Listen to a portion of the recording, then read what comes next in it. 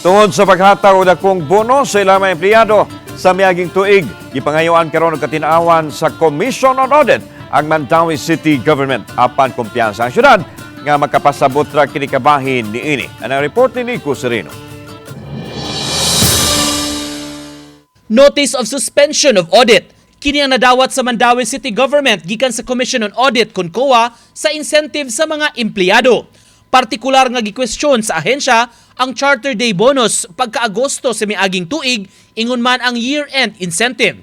Sa charter bonus tag 15,000 pesos ang nadawat sa mga regular employees. Samtang moabot sa tag usa ka buwan nga sweldo sa hinapos sa tuig nga incentive. It's a procedure sa COA before siya mo disallow.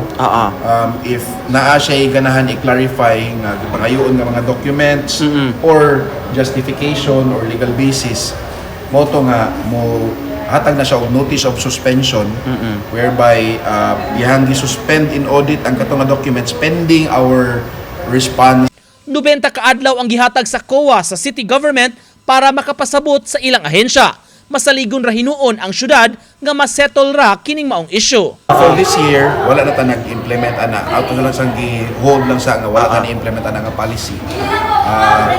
So amo lang pong gibutang ug sa ato ang basis sa pagbutangan na ito. Actually covered by an ordinance. Karong buwan sa Agosto, gisaulog ang ika-55 katuig nga charter anniversary sa Mandawi. Sa sesyon sa konseho, pipila ka semana ang nakalabay, giaprubahan ang paghatag og charter bonus sa mga regular employees, appointed personnel ug elected officials. Apan itandi sa miaging tuig, mas gamay na kini nga kantidad tag 3,000 pesos matag empleyado. Nico Sereno, Balitang Bisdak.